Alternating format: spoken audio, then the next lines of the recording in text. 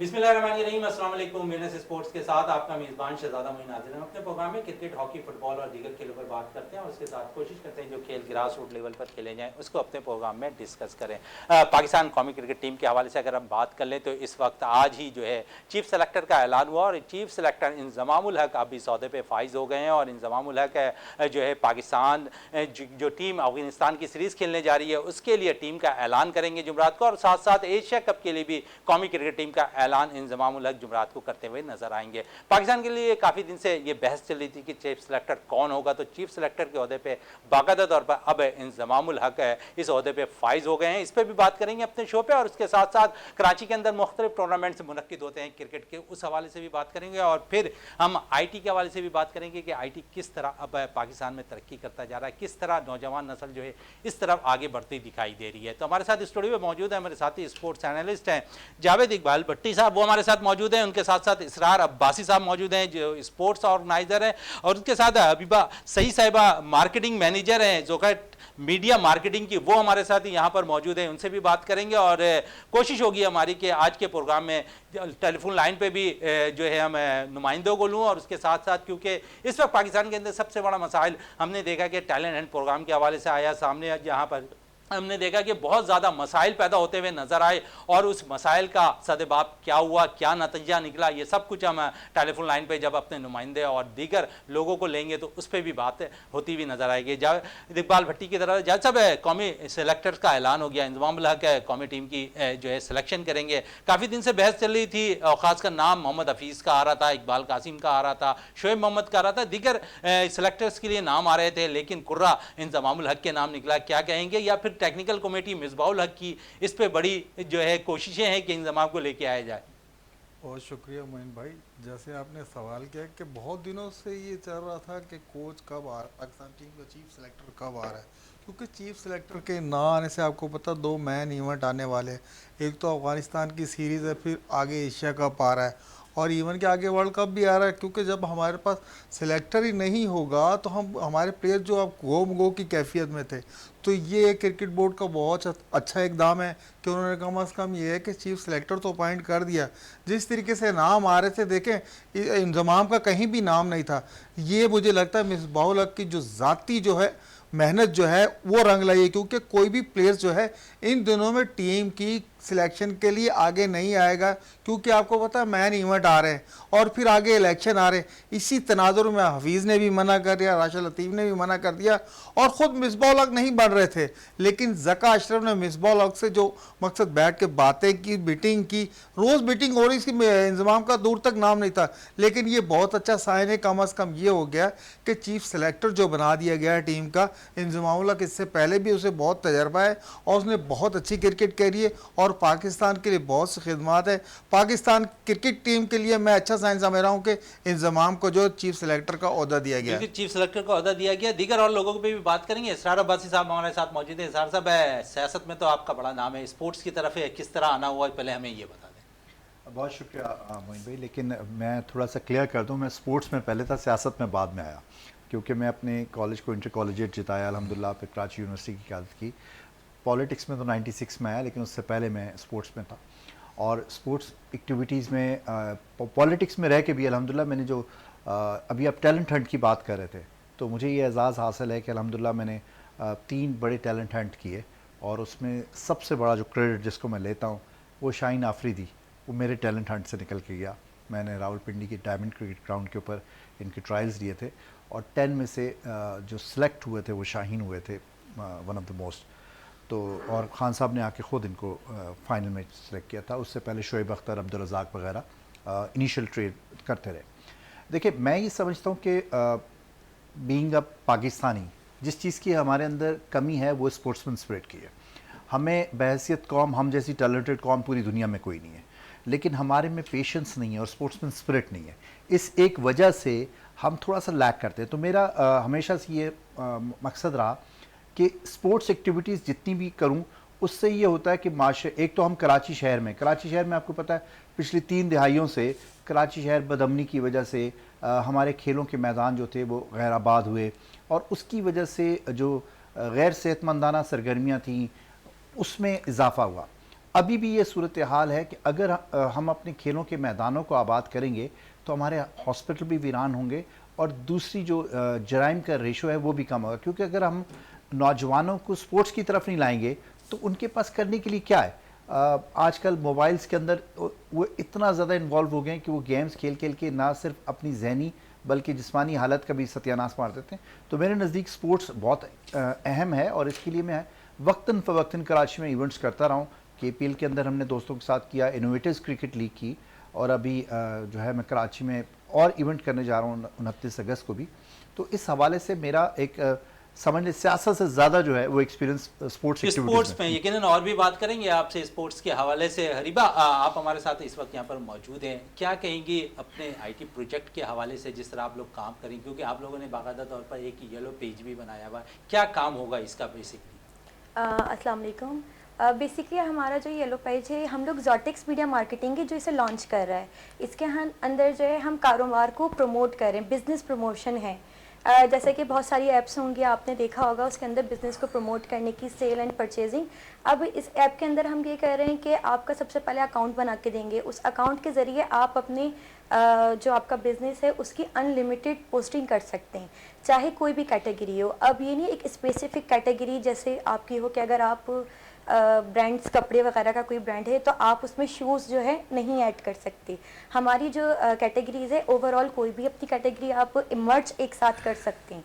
इसके अंदर हम सारे लोकल बिजनेस जो हैं उनको इंक्लूड करना चाह रहे हैं, उनके मतलब हमारे साथ पार्टिसिपेट होंगे, हमारे बिजनेस पार्टनर्स होंगे वो।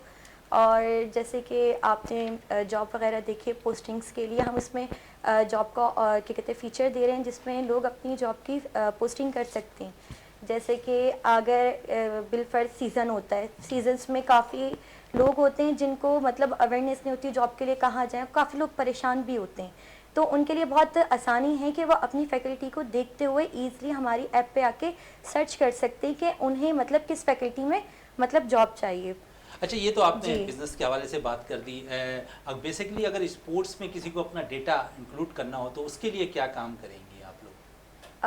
जी बिल्कुल ऐसा ही है कि अगर जैसे बिज़नेस के हवाले से लोग अपनी टीम को मतलब टीम बनाते हैं, आगे प्ले करना चाहते हैं, तो उसके लिए हमारी ऐप में यही होगा कि वो आएँ, हमारे साथ रजिस्टर्ड हों, उसके ऊपर हम लोग बैठते हैं, बात करते हैं, प्लान करते हैं कि किस तरीके से हम अपनी आने वाली जनरेशन को आगे ग्रो करें। जी हरीबा, क्योंकि बात हो रही थी स्पोर्ट्स की, इसरार अब्बासी साहब भी मौजूद हैं, बिजनेस से भी वाबस्ता हैं और साथ साथ स्पोर्ट्स से भी और सियासत से भी वाबस्ता हैं। इस तरह ये कह रहे हैं कि हम मुख्तलिफ टूर्नामेंट्स कराते रहते हैं। अब हम देखते हैं कि पाकिस्तान भर और कराची के अंदर मुख्तलिफ टूर्नामेंट्स प्राइवेट सतह पर बहुत ज़्यादा होते हुए नजर आ रहे हैं, तो यकीनन इन लोगों को भी इन चीज़ों की ज़रूरत होगी कि वो डेटा इन्हें भी चाहिए होगा बाकायदा तौर पर। बिल्कुल। इसके लिए येलो पेज पे आप लोग क्या काम करें? इसके लिए हम ये कर सकते हैं कि स्पॉन्सर्स बन सकते हैं हमारे बिजनेस के लिए, जो बिजनेस कैटेगरीज हैं जिनकी आप चाहें आप उसे स्पॉन्सर्स कर सकते हो।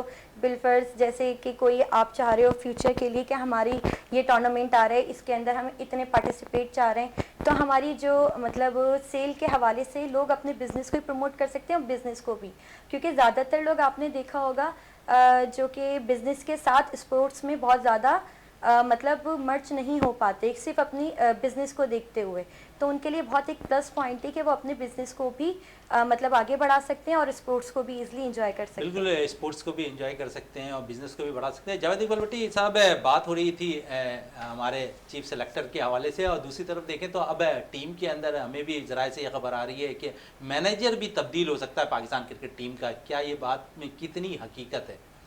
मोइन भाई, हमारे ज़राए भी यही कह रहे हैं, कोचिंग स्टाफ है उसको नहीं छेड़ा जाएगा, लेकिन ये कि मैनेजर जो है वो चेंज हो जाएंगे, क्योंकि आपको पता है चीफ सेलेक्टर आ गए हैं तो जाहिर है मैनेजर जो है तो जो इनसे मैच करता, जो इनके साथ चलेगा वही टीम के साथ चलेगा।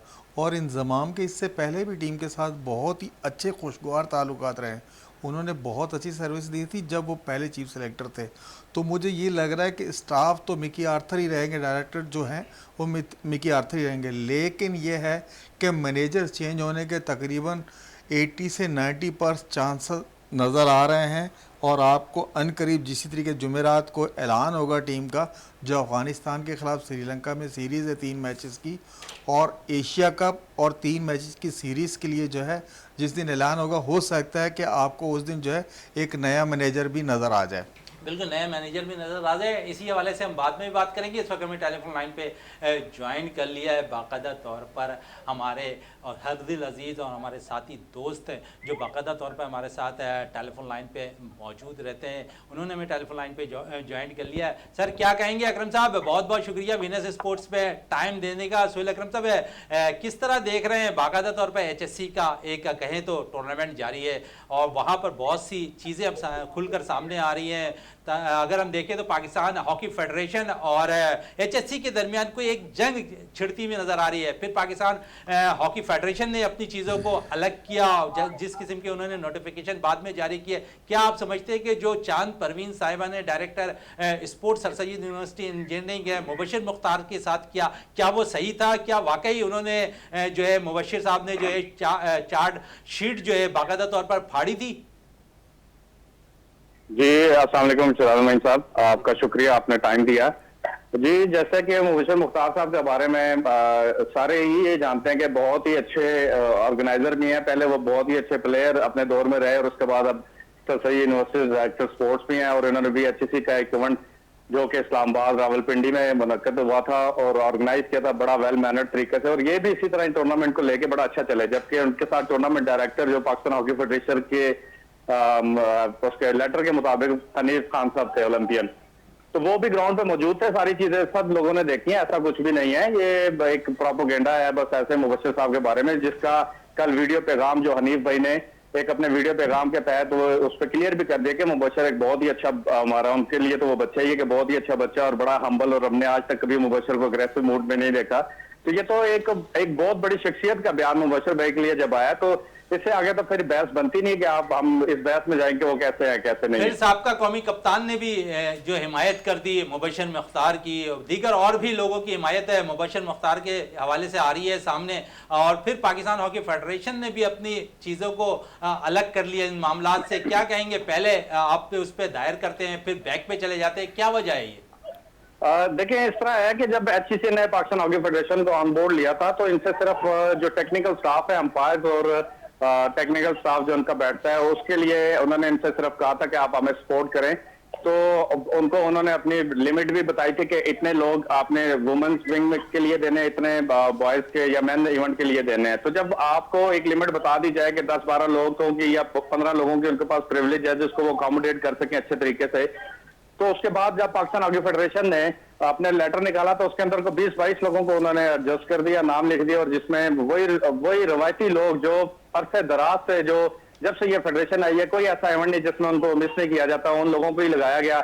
और जिस पर HSC का ये एतराज था कि हम आपको फाइनेंशियली सपोर्ट इन लोगों की नहीं इतनी कर सकते क्योंकि हमारे पास तादाद की और फंड की लिमिटेड जो थी है ना, हम लिमिटेड लोगों को जो हमने आपको बताया उतने ही लोग आप बताए। तो वहां से थोड़ी सी इनकी चपलिश स्टार्ट हुई और आस्ते आस्ते चलते चलते बढ़ते बढ़ते फेडरेशन ने फिर बिल्कुल ये हॉकी की मैं ये समझता हूँ कि हॉकी के लिए बड़ा ही बदनामी का बाइस बना जब फेडरेशन ने अपनी टेक्निकल स्पोर्ट्स और ये चीजें वापस ली, क्योंकि HCC ने तो इनको ऑनर किया था। जबकि अगर HCC के प्लेटफॉर्म पे भी देखा जाए तो ये डी नोटिफाइड फेडरेशन है, ये तो ऑन बोर्ड हो नहीं सकती थी, लेकिन फिर भी HCC ने for the sake of hockey इनको ऑन बोर्ड किया। लेकिन अब फेडरेशन ने अपना किरदार खुद ही वाजिया कर दिया, जो सारी दुनिया ने यहाँ पे देखा ग्राउंड के अंदर कैसे बच्चों को धक्के दिए गए, कैसे उनके साथ अब्यूजिंग की गई, और गर्ल्स खिलाड़ी खड़ी रही और ये ग्राउंड के अंदर खड़े रहे, वो वीडियो सारी महफूज है, सोशल मीडिया भरा पड़ा।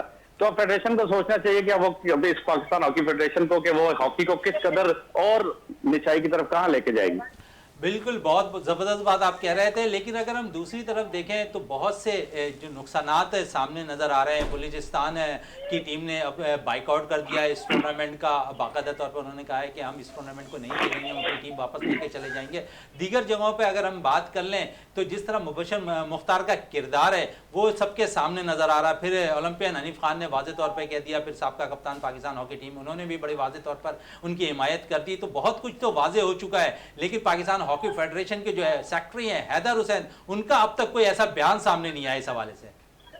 देखिए हैदर हुसैन ने जब से पाकिस्तान हॉकी फेडरेशन का चार्ज संभाला है, मैंने नहीं देखा कि हैदर हुसैन बहुत ज्यादा खुल के कभी किसी के सामने आए हुए हों। उन्होंने हमेशा लोगों को इस्तेमाल किया और उनकी ईमा के ऊपर काफी हमारे जो हॉकी की शख्सियात हैं वो बयान देते रहे, जबकि हैदर साहब खुल के सामने नहीं आई। लेकिन जहां पर पाकिस्तान हॉकी टीम की परफॉर्मेंस की बात आती रही, जब पाकिस्तान हॉकी टीम अभी इंडिया से खेल कर आई, जब सॉरी जूनियर कप से खेल के आई, तो वहां पर हैदर हुसैन का बयान नजर आया था अपनी टीम के तारीफ के हक में। अदरवाइज जहां पे क्रिटिसिज्म होता है हैदर साहब सामने नहीं आते, बस वो अपने जो उनके मनपसंद लोग हैं उनको आगे कर देते हैं, फिर वही पाकिस्तान हॉकी फेडरेशन का बयानिया जो बिल्कुल, इसी इश्यू पे मजीद भी किसी दिन बात करेंगे। अकरम साहब, इस वक्त विनर्स स्पोर्ट्स में टाइम देने का आपका बहुत बहुत शुक्रिया।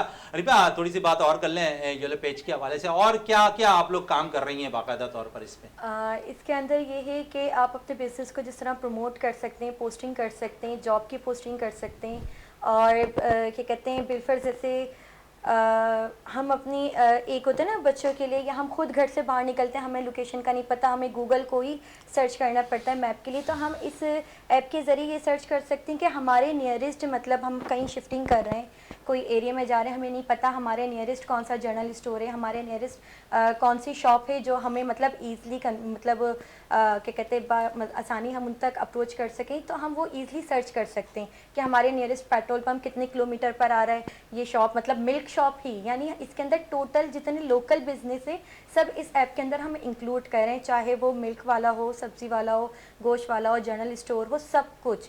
ये सारी फैसिलिटीज़ हम अपनी आवाम के लिए कर रहे हैं ताकि उन्हें आने वाला वक्त बिल्कुल डिजिटल है। जैसे आपने देखा होगा 2019 में कोरोना जब आया था, टोटल जो है हम घर में बैठ के ऑनलाइन काम कर रहे थे, और वही जब आने वाला वक्त है वो और ज़्यादा डिजिटल होगा। कोई भी खुद से जाके जो है मतलब ना शॉपिंग करेगा ना ग्रॉसरी करेगा, ग्रॉसरी भी अब तकरीबन 95% जो है घर बैठे हो जाती है, और शॉपिंग वगैरह ऑनलाइन भी। अब से ये है कि अब सिर्फ गोश्त, सब्ज़ी, मीट वगैरह ये सारी चीज़ें इस ऑनलाइन में नहीं थी। हम हर लोकल बिज़नेस को डिजिटल कर रहे हैं अपने मतलब मुल्क को तरक्की के लिए, ताकि उन लोगों को भी मौका मिले वो आगे अपने बिज़नेस को प्रमोट कर सकें। बिल्कुल, बड़ी ज़बरदस्त बात करें सर साहब। बात हो रही थी क्रिकेट के हवाले से, थोड़ी सी और कर लें। 29 तारीख को आपने टूर्नामेंट कराना है, ड्रीम वर्ल्ड में ये टूर्नामेंट होगा, क्या क्राइटेरिया आपने रखा है? वनडे टूर्नामेंट है, किस तरह आपने टीमों को मुंतखब करना है? इसमें हमने सुना है कि बाकायदा ख़वातीन के भी मैचेस आप कराएंगे, तो क्या कितने बजे ये टूर्नामेंट शुरू होगा, किस तरह होगा, ये ज़रा मैं बता दूँ। देखिए मोइन भाई, मसला सिर्फ इसमें यह है कि ये एक फेस्टिवल क्रिकेट लीग मैंने करवाई है। इससे पहले जो मैंने आपको बताया इनोवेटर्स और कराची प्रीमियर लीग और टैलेंट हंट के मुख्तलिफ प्रोग्राम्स, ये फेस्टिवल क्रिकेट बेसिकली होता ये है कि जो पाकिस्तान का जो अवाम का एक मूड है ना, वो अगर आप पाकिस्तानी अवाम को किसी एक नुक्ते पर इकट्ठा कर सकते हैं तो वो वाहिद क्रिकेट है।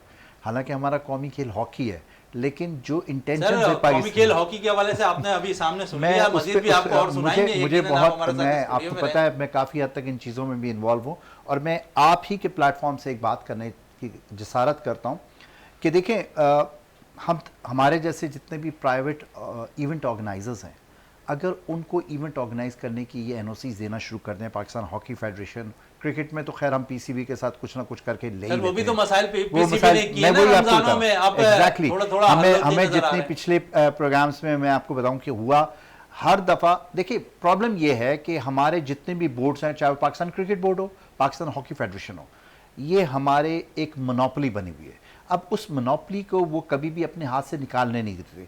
जो बंदा काम करे, मिसाल के तौर पे हम एक अच्छी लीग कराना चाहते हैं, तो हमारे सामने इतनी हर्डल्स क्रिएट कर देते हैं कि हम फिर उन हर्डल्स को दूर करने के अंदर जो असल मकसद है लीग का, कि हमने टैलेंट को प्रमोट करना या नए टैलेंट को प्लेटफॉर्म देना है, तो वो हम कर ही नहीं पाते। तो वो एक इन्होंने अपनी दो जो ट्रॉफीज़ करा के साल की, इन्होंने पूरा अपने साल का फ़र्ज़ अदा कर देना है। आप प्राइवेट लोगों को इन्वॉल्व, उनको उनके लिए आसानियां करें। जैसे अब पाकिस्तान में बिजनेस के लिए लोगों में आसानियां पे, तो स्पोर्ट्स एक्टिविटीज के लिए ऐसे लोगों को मैं आप कैसे हिब्बा की बात कर रहा हूँ, करेंगे? हिब्बा की बात कर रहा हूँ। इस टेक्नोलॉजी को हमारे साबका चीफ सिलेक्टर मोहम्मद वसीम ने बहुत ज्यादा अडॉप्ट किया। अच्छा, मेरा उस वक्त लैपटॉप सिलेक्टर का एग्जैक्टली मैं उसी पे आ रहा हूँ। जो ये डाटा कलेक्ट करी ना, वो डाटा मोहम्मद वसीम साहब करते थे। वो कभी किसी फर्स्ट क्लास मैच को देखने नहीं गए, कभी किसी और क्रिकेट इवेंट को देखने नहीं गए कि वहाँ से टैलेंट कैसे आता है। उनका ये था कि स्टैट्स पे देखना है कि इस प्लेयर ने इतने मैचेस खेले, इतनी बॉल्स पे इतना स्कोर किया है, इतने ओवर्स किए हैं, इतने, तो उसके ऊपर वो टीम सेलेक्ट कर देते थे। अब मौजूदा सिलेक्टर जो है इंजमामुल हक, और उनमें ज़मीन आसमान का फ़र्क है, क्योंकि इंजमाम खुद जाके ग्राउंड में प्लेयर्स की कारकर्दगी देखते तो हैं। फर्क नजर आएगा एग्जैक्टली होना भी चाहिए। देखें, मैं एक बात बताऊं, एक तो बड़ी स्ट्रांग डिबेट बड़े अरसे से चल रही थी कि जो रीसेंट पास में क्रिकेटर्स रिटायर्ड हुए, आप उनको सिलेक्शन कमेटी में लेके आए, क्योंकि cricket has been change since last 10 years। अब अगर पुरानी क्रिकेट के फॉर्मेट को लेके अगर कोई शख्स चल रहा है तो it's not applicable right now. इसका फायदा है आपकी बात में कते कलामी कि आपकी बात को मैं काट रहा हूं। जिस तरह अभी पाकिस्तान क्रिकेट टीम ने जो है टेस्ट मैच खेला श्रीलंका के खिलाफ सीरीज में, हमने देखा कि स्ट्राइक रेट पाकिस्तान का निस्बतन बहुत बेहतर रहा था, जिसके लिए बाकायदा तौर पर जब कैंप लगा था नेशनल स्टेडियम कराची में तो वो इस पर तरबती सेशन में जो बाकायदा तौर पर इस पर काम कर रहे थे। तो उसका फायदा ये हुआ कि जब हमने श्रीलंका के खिलाफ सीरीज खेली तो हमारा स्ट्राइक रेट जिस पर बड़ी बहस होती थी कि हम 2.3 पॉइंट पे जाते थे, हम 4 पे भी गए, 5 पे भी गए, तो फायदा तो हुआ ना। डेफिनेटली फ़ायदा। देखें, मैं एक चीज़ से मेरा इख्तलाफ होता है, जिस तरह अभी आप इनिशियली सवाल कर रहे थे कि जी अगर चीफ सेलेक्टर आया तो बाकी इंतज़ामिया भी चेंज होगी। मैं ये समझता हूँ कि ये जो अनकंसिस्टेंसी है बोर्ड्स की, चाहे वो हॉकी का हो या क्रिकेट बोर्ड हो, जब भी कोई नया बोर्ड का हेड आता है वो अपनी टीम नीचे लेके आता है, चीफ सेलेक्टर से लेके, मैनेजर से लेके, कोच से लेके। मेरे ख्याल में ये हमारे इदारों को नुकसान पहुंचा रहा है, फ़ायदा नहीं पहुंचा रहा। एक शख्स अगर अच्छी परफॉर्मेंस दे रहा है तो मेरा नहीं ख्याल कि उसको आप सिर्फ इसलिए हटा दें कि इसको पिछले बोर्ड ने अपॉइंट किया हुआ था और उसकी परफॉर्मेंस बहुत अच्छी भी हो, लेकिन चूंकि आपने अपना बंदा लाना है तो वो इसी तरह की फिर एक्टिविटीज़ होंगी जो अभी ग्राउंड के अंदर हुई। तो मेरा कहने का मकसद सिर्फ ये है कि हमारे यहाँ मेरिटोक्रेसी नहीं है। जब आप मेरिट के ऊपर जाएंगे, आप चीफ सेलेक्टर से लेके कोच और दूसरी स्टाफ की जो टेक्निकल स्टाफ है, जैसे डाटा कलेक्शन है, इसका बाकायदा एक एनालिसिस होता है, वो बंदा तक बोर्ड के चेयरमैन की मर्जी से आता है। भाई उसका क्या वास्ता बोर्ड के चेयरमैन से, वो कैसे अपॉइंट कर सकता है उसको? उसका तो एक टेक्निकल काम है। अब जैसे हम 2-3 अलग अलग फील्ड से बैठे, हिब्बा की फील्ड से हम नहीं इतना वाकिफ, तो हमें इसकी एक्सपर्टीज के ऊपर रिलाय करना चाहिए और उससे फायदा उठाना चाहिए, ना कि हम कोशिश करें कि ये हमारी गुड बुक्स में होंगी तो हमारी टीम का हिस्सा बनेंगे और नहीं होंगी तो हम इनको बाहर कर देंगे। बिल्कुल सही बात आप कह रहे हैं। थोड़ी सी बात है, क्योंकि प्रमोशन की बात हो रही है इस पे, तो लोगों को किस तरह आप लोग काम करते हुए नजर आएंगे? क्योंकि लोग तो बाद लोगों के पास अगर एंड्रॉइड मोबाइल नहीं है तो वो कैसे आपके चीज़ों को लेके चलेंगे? बेसिकली सर, आज के दौर में तो हर एक के पास एंड्रॉयड मोबाइल है, पहली बात। कि दूसरा कि अगर कुछ लोग ऐसे हैं जिन्हें एंड्रॉयड चलाना नहीं आता, वो आगे अपनी मतलब पोस्टिंग नहीं कर सकते, अपने बिज़नेस को प्रमोट नहीं कर सकती, तो उसके लिए हमारी पूरी मतलब बैकअप पे पूरी टीम है, वो उसे प्रमोट करेगी।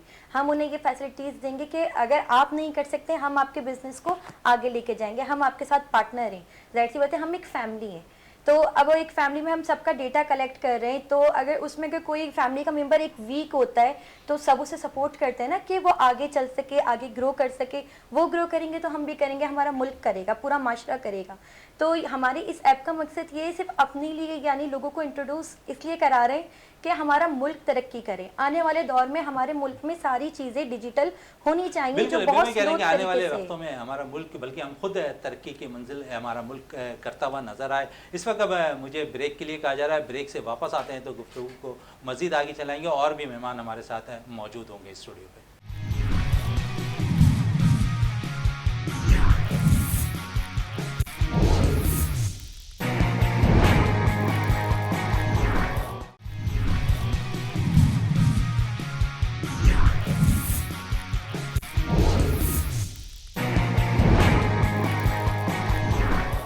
बिल्कुल, वक्फे से पहले जिस तरह हम बात कर रहे थे, पाकिस्तान के अंदर डिजिटल सिस्टम को मज़ीद आगे बढ़ाने की ज़रूरत है, और मैंने कहा था कि इसके हमारे स्टूडियो में और भी मेहमान मौजूद होंगे। तो इस वक्त हमारे साथ स्टूडियो में मौजूद हैं हमजा शायान साहब, हैं फाइनेंस मैनेजर हैं जोरटैक्स के। इनसे भी बात करेंगे यकीनन बिज़नेस के हवाले से भी, और फिर जिस तरह ये काम कर रहे हैं, इनके येलो पेज जिस तरह काम करते हुए नज़र आ रहे हैं, और फाइनेंस मैनेजर है तो यकीनन बहुत कुछ इनसे भी बात करेंगे। क्या कहेंगे हमजा साहब, जिस तरह आप लोग अपना काम को आगे की तरफ लेके चल रहे हैं इस जदीद दौर के अंदर, पाकिस्तान के अंदर इसको ग्रूम करने में आप लोगों का बड़ा किरदार होगा, क्योंकि ये चीज़ एक बिल्कुल हटकर आ रही है। इस चीज़ों को किस तरह लेके चलेंगे आप? जी सर, सबसे पहले बहुत शुक्रिया कि आपने हमें इनवाइट किया और अपने प्रोग्राम में हमें शिरकत करने का मौका दिया।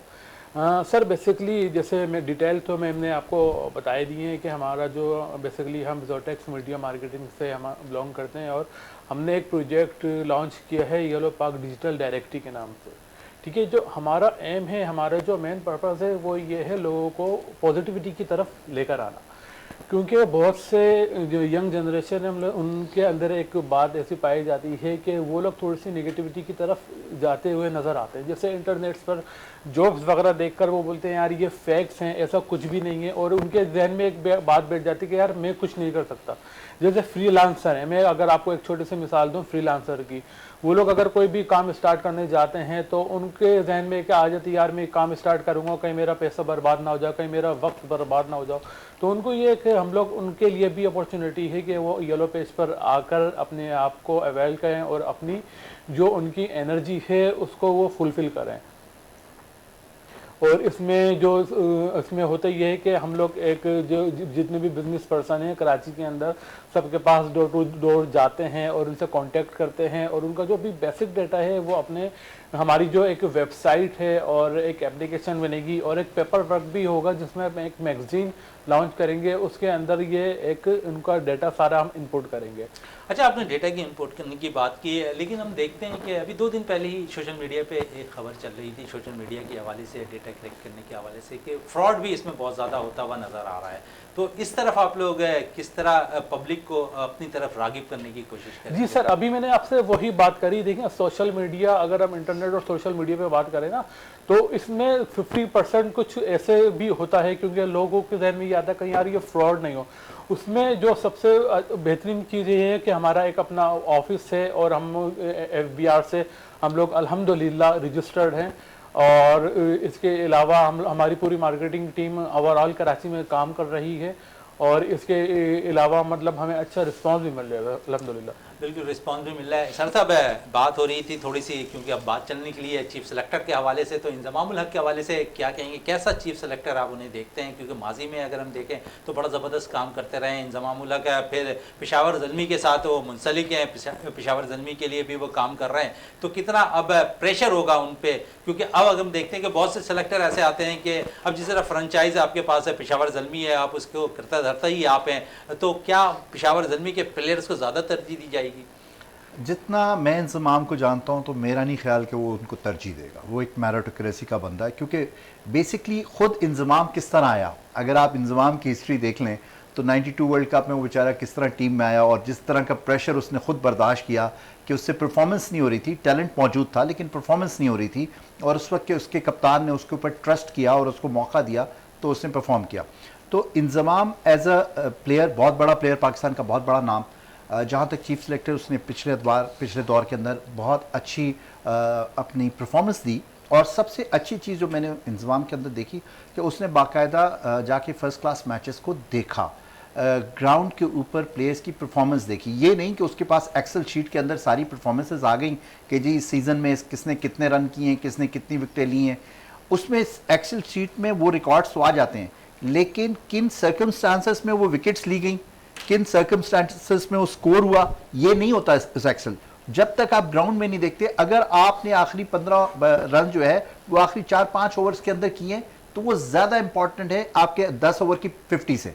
तो मेरे ख्याल में इंजमाम जिस तरह का प्लेयर है उसी तरह का एक अच्छा चीफ सेलेक्टर साबित होगा। अब क्वेश्चन कहाँ आता है कि उसको कितना इख्तियार मिलता है सिलेक्शन कमेटी में। जो हमारे यहाँ सबसे बड़ा डायलेमा है कि चीफ सेलेक्टर को कितना इख्तियार मिलता है और कप्तान की और चीफ सेलेक्टर की कितनी कोऑर्डिनेशन होती है टीम सिलेक्शन में। क्योंकि देखें, चीफ सेलेक्टर ने एक टीम बना के दे दी, उस टीम में से 11 बेस्ट प्लेयर्स पिक करके कप्तान ने खिलाने। लेकिन आप समझिए इस सारी चीजों में जो है मिक्की आर्थर का किरदार बड़ा इंपॉर्टेंट है, क्योंकि वो डायरेक्टर पाकिस्तान क्रिकेट बोर्ड की हैसियत से काम कर रहे हैं। देखिए, मैं तो इस पर बहुत स्ट्रांग मेरा मौक़िफ़ है कि हमारे पास मिक्की आर्थर से ज़्यादा बेहतरीन प्लेयर्स हमारे पास अपने मौजूद हैं। हम क्यों इंपोर्टेड चीज़ों के ऊपर रहते हैं? नहीं करते ना, आपके पास लेजेंड जावेद मियादाद रहे हैं, उनके साथ अगर जूनियर्स को आप शामिल करते हैं तो क्या कुछ हुआ है? आप भी बेहतर अंदाज में बता सकते हैं। अच्छा, अब जावेद मियादाद तो एक बहुत बड़ा नाम है ना। मैं कहता हूँ आकिब जावेद आपके सामने है, जिस तरीके से उसने ज़ीरो से लाहौर कलंदर को उठा के कहाँ लेके गया और उसके अंदर जितना टैलेंट उसने वो किया, आप इस तरह के लोगों को क्यों नहीं मौका देते? अब शोएब भाई है, शोएब भाई के बारे में वो बेस्ट सिलेक्टर है। अगर इंजमाम के साथ शोएब मोहम्मद जैसे लोग या इस तरह की सिलेक्शन कमेटी एक बन जाए, बजाय इसके कि चीफ सिलेक्टर एक तगड़ा हो और बाकी 3 सिलेक्टर आपने सिर्फ खानापुरी के लिए रखने के वो आपने टोटल पूरा करना है। अगर इंजमाम को एक अच्छी सिलेक्शन कमेटी मिल जाए जिसको हेड कर रहा हो, तो कम से कम बोर्ड चेयरमैन के सामने भी बात कर सकता है, कप्तान को भी कन्विंस कर सकता है। तो हमारे यहाँ प्रॉब्लम सिर्फ यहाँ आती है कि हम खाना पूरी न करें, मेरिट पे जाएं। इंतजाम बहुत अच्छा है लेकिन उसके साथ सर, मेरिट की बात हो रही है तो कोई इस ओहदे को लेने को तैयार नहीं हो रहा था एडॉक की वजह से, क्योंकि हम देखें तो हफीज का नाम आ रहा था, शोएब मोहम्मद का आपने नाम लिया, इकबाल कासिम साहब से भी रब्ता किया गया इस सिलसिले में और दीगर और खिलाड़ियों से भी रब्ते रहे, लेकिन कुर्रा शायद इंतजाम के नाम निकला। अनसर्टिनिटी है ना। देखिए मोहिन भाई, सबसे बड़ी चीज़ क्या है कि रमीज़ हटते हैं तो रमीज़ के बाद आ जाते हैं नजम सेठी, नजम सेठी रातों रात गायब होते हैं और ज़का अशरफ आ जाते हैं। तो ये जो अनसर्टिनिटी है, क्योंकि देखें किसी भी टीम को या किसी भी सिलेक्शन कमेटी को या मैनेजर को एक गेम प्लान बनाना होता है कि मेरा ये गेम प्लान है। उसने ये तो नहीं कि मैंने ये सीरीज़ के लिए आना है। अगर आप किसी भी बड़े से बड़े प्लेयर को सिर्फ कह दें कि आपने सीरीज़ में परफॉर्म करना है, आपकी जिम्मेदारी उसके बाद नहीं है, तो उसकी परफॉर्मेंस ज़ीरो हो जाएगी। तो जब ये अनसर्टिनिटी होगी तो कौन अपना ये रिस्क लेगा? देखिए इंतजाम जैसे लोग जिनको अपनी ज़ात की कोई परवाह नहीं है, उन्होंने पाकिस्तान के लिए सब कुछ अचीव कर लिया, इज्जत शोहरत पैसा सब कुछ उन्होंने, अब उनको ये डर नहीं कि अगर मुझे हटा दिया जाएगा तो मेरा ब्रेड एंड बटर कैसे चलेगा। बिल्कुल, तो ये जो चीज़ है ना, इस पे मजीद भी बात करेंगे। जावेद इकबाल भट्टी साहब है, अगर हम बात कर लें जिस तरह बात हो रही थी सिलेक्शन के हवाले से, थोड़ी सी बात हम अगर पाकिस्तानी खिलाड़ियों को कर लें तो जितनी भी लीग हो रही है उसमें उम्दा परफॉर्मेंस पाकिस्तानी प्लेयर्स देते हुए नजर आ रहे हैं। अब्बास आफरीदी ने कनाडा T20 के अंदर बाकायदा तौर पर हैट्रिक भी की और 5 विकेटें भी हासिल की, क्या कहेंगे उनकी परफॉर्मेंस पे? और फिर पाकिस्तान के पास अगर अब्बास आफरीदी के साथ साथ अगर देखें तो जमान खान बेहतरीन चॉइस है अगर एशिया कप वर्ल्ड कप के लिए उनका इंतखाब हो। हाँ मोइन भाई, इस पे हम पहले भी बात कर चुके हैं, अब्बास पे भी और जमान खान पे भी। और असल मसला जो टीम सेलेक्ट कर रही है ना आपने, अब टीम में आपको पता, आप जो भी प्लेयर्स देखेंगे वो परफॉर्म कर रहा है। टीम में बैट्समैन और बॉलर सेलेक्ट करना है ना, वो सबसे ज़्यादा मुश्किल मरहला आएगा। अभी जिस तरह कह रहे थे भाई के इंतजाम को जो इख्तियार की तो बात बाद में, ये देखें रहते हैं कितने दिन है, रहने का तो मसला सामने है ना कि वो 6 महीने रहने, 6 महीने भी नहीं मोइन भाई, 6 महीने भी नहीं। आप देखिएगा जैसे ही अनाउंस होगा, आप उसके बाद देखिए ज़का अशरफ साहब का अभी तक आपको पता वो भी निगरां है, वो कोई पक्के नहीं आए। तो ये सारी चीज़ें देखनी पड़ी। ये जो इंतजाम है सिलेक्शन कमेटी का सिर्फ उसको बना दिया है, असल मसला मिक्की आर्थर है। सारा मिक्की आर्थर और बाबर आजम उन दोनों ने ही तय करना है, उनकी मशावरत से सारी चीज़ें होंगी। इंतजाम ने सिर्फ समझो ये नाम का एक ओहदा है, टीम आपकी पहले सेलेक्ट हुई है, आप उंगलियों पे गिन सकते हैं जो प्लेयर आप सेलेक्ट होने, और जुमेरात को जो ऐलान होना है वो मुझे भी पता, मुझे मेरे तरह के मुताबिक मुझे पता है तकरीबन जो 14 लड़के सेलेक्ट होने मुझे उनके नाम पता है। असल मसला आ रहा है बॉलरों में। सरफराज अहमद देख रहे हैं आप? नहीं, बिल्कुल सरफराज अहमद का दूर तक कोई निशान नहीं है। सरफराज अहमद ने जो परफॉर्म करना था, जो इनको दिया था, इन्होंने वो परफॉर्म नहीं किया श्रीलंका में, तो इसके बाद सरफराज अहमद का बिल्कुल कतई नाम नहीं आ रहा है। इरशाद साहब से भी बात करेंगे सरफराज के हवाले से, लेकिन हम चलते हैं हमजा की तरफ। हमजा, जिस तरह मीडिया लाइन है इसमें आप लोग क्या काम कर रहे हैं येलो पेज के लिए, क्योंकि मीडिया इंडस्ट्री बहुत बड़ी हो चुकी है, क्योंकि यूट्यूबर भी बहुत ज़्यादा काम कर रहे हैं, फिर इलेक्ट्रॉनिक मीडिया भी काम कर रही है, फिर जो अगर देख रहे हैं पेपर अखबार भी बड़ा ज़बरदस्त काम होता हुआ नज़र आ रहा है। तो इसके लिए आप लोग किस तरह काम करेंगे येलो पेज पे? देखिए सर, हमारा जो मेन मकसद है वो यही है, क्योंकि हम जो अपने काम को है, अपने बिजनेस को डिजिटल की तरफ ही लेकर जा रहे हैं। हमारा जो हम एप्लीकेशन और ये वेबसाइट जो बना रहे हैं, और इसके बाद हमारा इसको हम यूट्यूब पर भी लेकर जाएंगे, और जो फेसबुक वगैरह पर है तो हम इसको टोटल मीडिया की ही तरफ लेकर जा रहे हैं। नहीं, सोशल मीडिया की तरफ तो आप लेकर जा रहे हैं, लेकिन आपको येलो पेज जो आएगा, मकसद उसकी श्योरिटी, उसको मकसद वो चाहेगा ना कि मेरी प्रोडक्शन हो। अगर मैं येलो पेज पे जाकर कुछ कारोबार करता हूँ, कुछ भी करता हूँ, तो उसको क्या श्योरिटी होगी कि उसके साथ फ्रॉड नहीं होगा। ऐसी कोई ऐप भी लॉन्च करेंगे कि आपको जो सारी फॉलोअर से पता चल जाएगा कि भाई मेरे साथ फ्रॉड नहीं होगा, आपके साथ बिल्कुल यहाँ सही होगा। ऐसी कोई ऐप है जो आपने लॉन्च की येलो पेज के साथ? नहीं, अभी हमारी जो एप्लीकेशन है वो येलो पेज के नाम से है, और इंशाल्लाह हम उनको सर्विसेज दे रहे हैं, और उनको मतलब इस तरह सर्विसेज देंगे कि इंशाल्लाह उनको आगे चल के कोई वो नहीं हो। देखिए ये सोशल मीडिया का दौर है। देखें येलो पैच के नाम से कोई और भी बना के चला दे, आपने रजिस्टर्ड तो करा दिया FBR में, तो मकसद ये चीजें सारी देखनी होती है ना।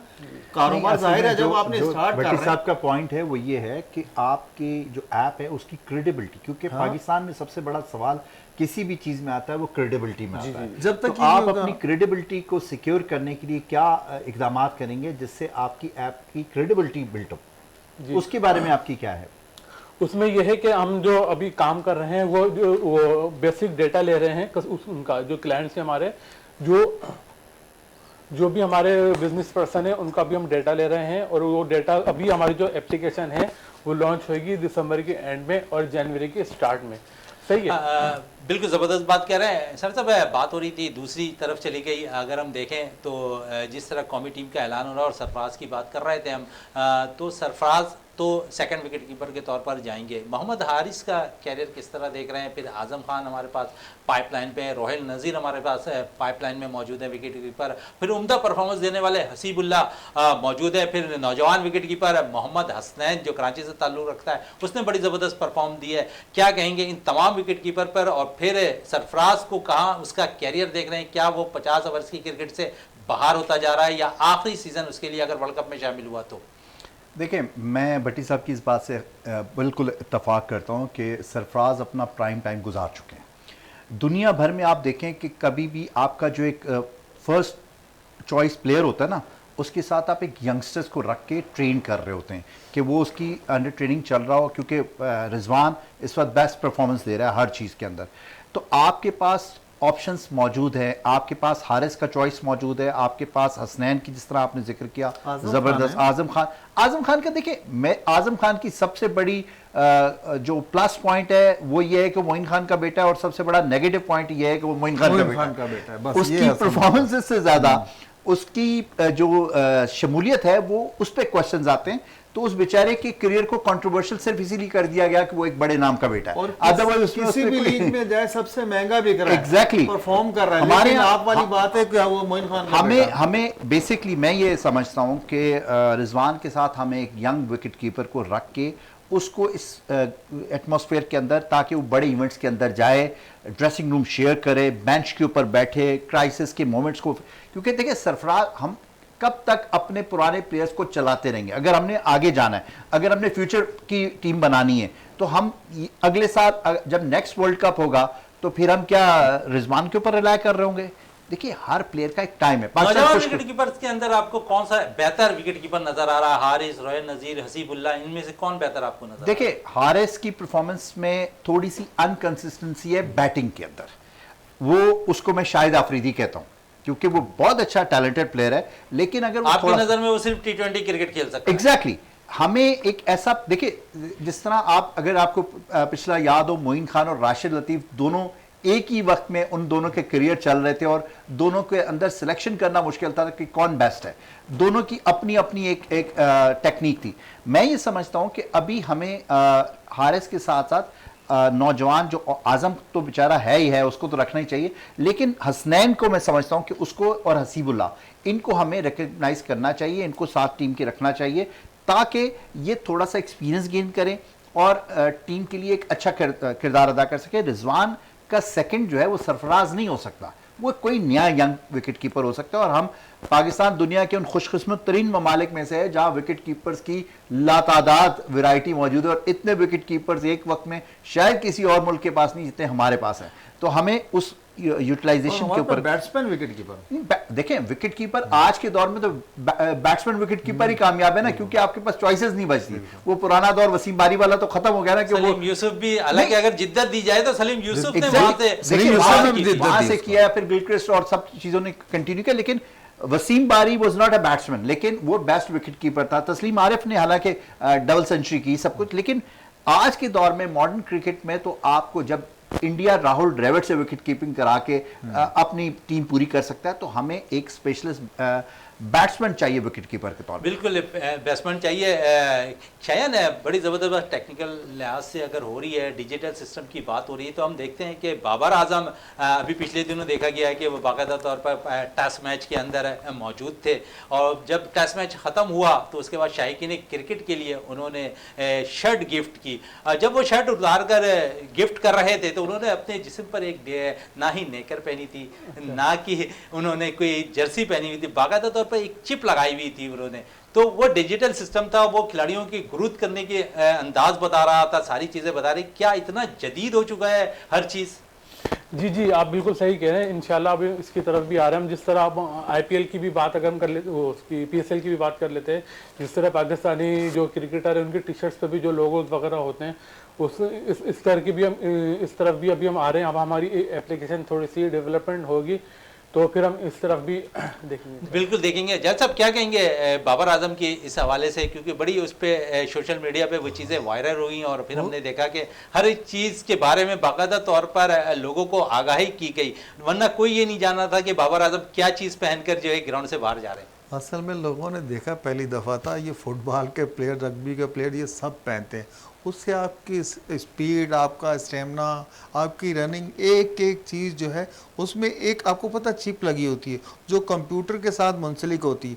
जो आपका कोचिंग स्टाफ है उसी से सारी मदद लेता है, उसी की खामियां खूबियां जो है वो सारी उसी जो उसने पहना हुआ था ना अंडर, वो समझ रहे थे अंडर गारमेंट पहन लिया या कुछ पहन लिया, वो तो भाई उसकी जो है तवानाई और जो वो मेहनत कर रहा है वो सारी चीज़ें कोचिंग स्टाफ को आसानी होती कि इस प्लेयर को क्या चाहिए या क्या नहीं चाहिए। वो सिर्फ कोचिंग स्टाफ के लिए था। लोगों ने उसे पता नहीं क्या शोशा बना दिया कि बाबर ने पता नहीं क्या कर दिया। जो एडवांस टेक्नोलॉजीज हैं उसकी यूटिलाइजेशन है, उसकी यूटिलाइजेशन ये पूरी दुनिया में होता है। और बदकिस्मती हमारी है कि हम, हमारे लिए बड़ा ये अचंभे की बात हो जाती है और हम उसके ऊपर कंट्रोवर्सीज क्रिएट करने लग जाते हैं। वो तो ये चीजें क्या था, को शर्ट दी परस्तार को तो लोगों को पता चला, नहीं तो अभी भी पता नहीं चलना था। बिल्कुल, इस पे बड़ी टेक्निकल चीज़ें होती हैं और इस पर हम देखते हैं कि खिलाड़ी इस पे भी अब हर कोई यूज़ नहीं कर सकता, लेकिन हमने देखे ख़ास इन्होंने जो भी दुनिया के बेहतरीन बैटर्स होते हैं उनको ये चीज़ें प्रोवाइड की जा रही हैं, जिस पे बाकायदा उनकी सारी उनकी टेक्निक्स हर एक चीज़ वाज़े होते हुए अब्बासी साहब नज़र आ रही है।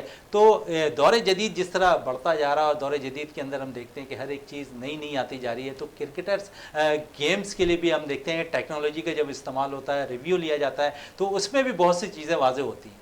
एग्जैक्टली देखिए ना, मैं क्यों अभी थोड़ी देर पहले मैंने एक बात की कि हमें मॉडर्न क्रिकेट से सेलेक्टर लेना चाहिए। अगर हम आज से 20 साल पुराना क्रिकेटर लेंगे तो वो शायद आज की टेक्नोलॉजी से वाकिफ़ नहीं है। आज जो कुछ चीज़ें हो रही हैं, हमें मॉडर्न एरा का चीफ सेलेक्टर चाहिए जो कि उस सारी चीज़ों से, जैसे हफीज़ का जिक्र किया, मेरे ख्याल में हफीज़ एक अच्छा इंक्लूजन हो सकता है क्योंकि उसने रिसेंटली बड़ी अच्छी क्रिकेट खेली है पाकिस्तान, और अब भी खेल रहा है।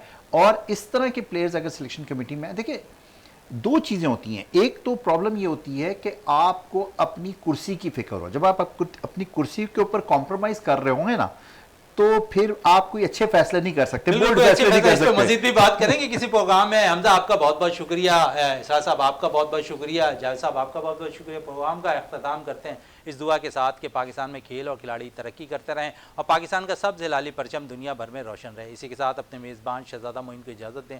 पाकिस्तान जिंदाबाद।